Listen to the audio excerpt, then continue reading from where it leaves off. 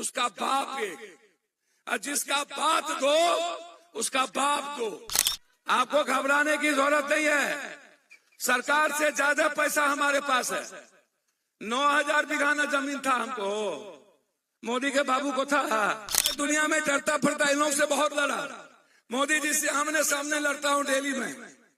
मैं इनको इनका कितना डरपोक है ये मैं जानता हूँ।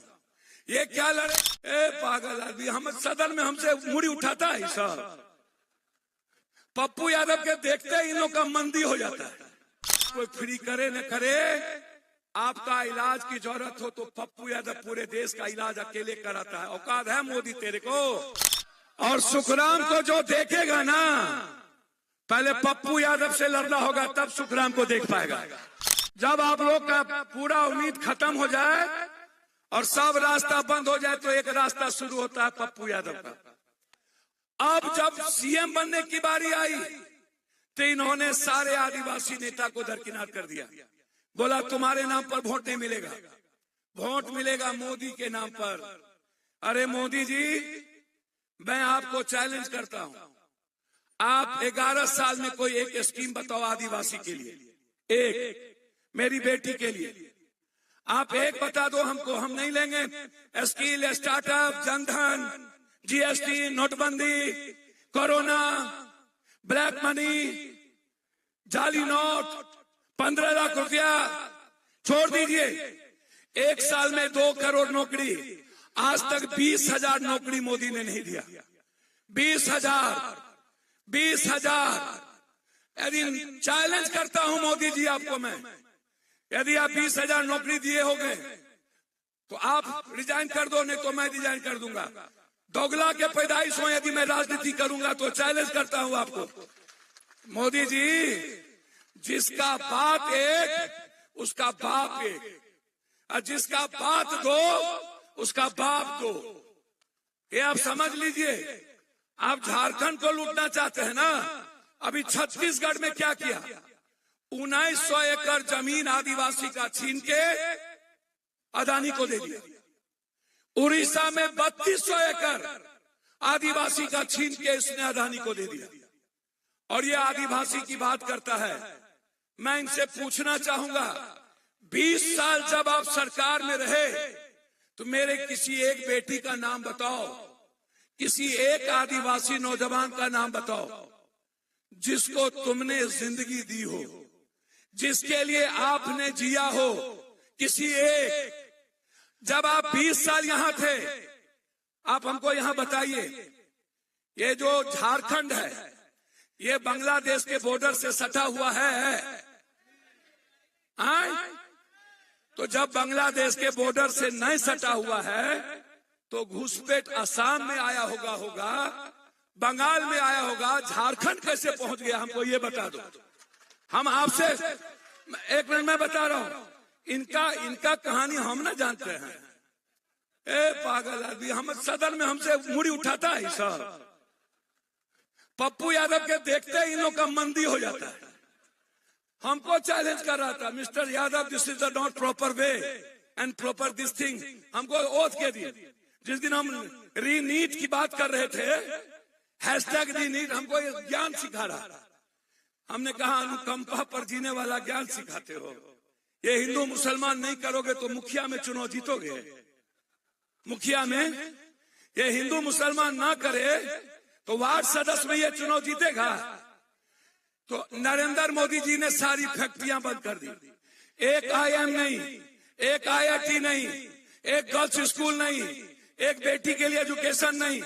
नवोदय विद्यालय किसका, कस्तूरबा किसका, कांग्रेस का। सेंट्रल स्कूल किसका, कांग्रेस का। जिला स्कूल किसका, कांग्रेस का। इंजीनियरिंग स्कूल किसका, कॉलेज किसका, कांग्रेस का। नवोदय क्या कहते हैं, हमारा जो सबसे बड़ा क्या नेतरहाट किसका, तो कांग्रेस का। ये 4 लेन किसका, तो हेमंत सोरेन का। ये गांव में सड़क किसका, तो हेमंत सोरेन का। गांव में अस्पताल किसका, तो हेमंत सोरेन का। आप एक काम नरेंद्र मोदी का 5 सीएम का बता दो, 5। अब आइए एक बात बता रहा हूं आपको। इसको पता नहीं है आदिवासी के इतिहास का।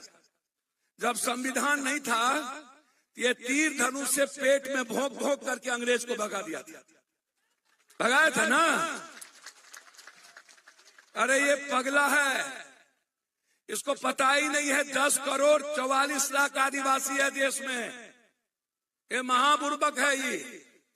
ये ठग ठुक के बन जाता है। अब एक बात और समझिए, सब आदिवासी सीएम को ये रोड पर ला दिया। और रघुवर दास कौन था? रघुवर दास था अमित शाह जी और अदानी का पैसा पहुंचाने वाला। तो उसको क्या किया? क्या किया? गवर्नर बना दिया। आदिवासी को नहीं बनाया। चंपाई को नहीं बोला सीएम बनाएंगे। इनका मतलब है कि ये आदिवासी सरकार को ये खत्म करना चाहता है। आइए, अब एक हेमंत सोरेन है, मैं उसकी बात करता हूं।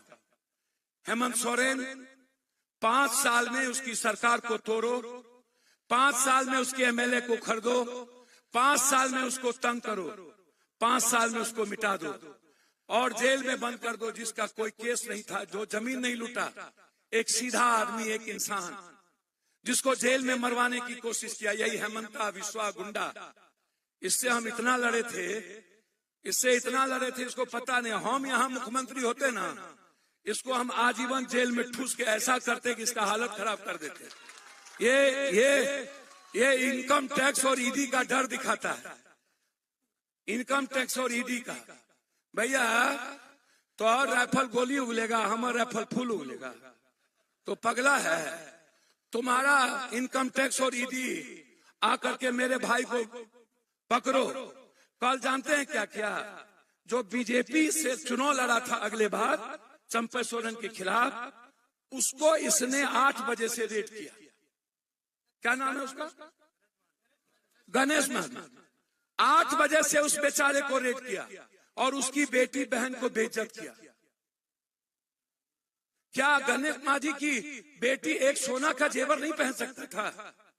उससे भी उतरवा लिया और उसकी कीमत पूछा। ये इनकम टैक्स चुनाव में ये तंग करेंगे मेरी बेटी को, मेरी मां को। इसका बदला कौन देगा? यदि आप बदला नहीं ले पाओगे ना, तो ये आदिवासी की राजनीति और दलितों की संस्कृति खत्म तो करेगा, ये हेमंत सोरेन को मार देगा, आपके लीडर को समाप्त कर देगा। इससे अच्छा आदमी मिलेगा? बोलिए ना, जोर से बोलिए ना, इससे अच्छा आदमी मिलेगा? नहीं ना। ये हमरों से बहादुर है। तो हम तो हरदम मरने की तैयारी में रहते हैं, ये हरदम लड़ने की तैयारी में रहता है। ये आपकी आवाज है। और सुखराम को जो देखेगा ना, पहले पप्पू यादव से लड़ना होगा, तब सुखराम को देख पाएगा।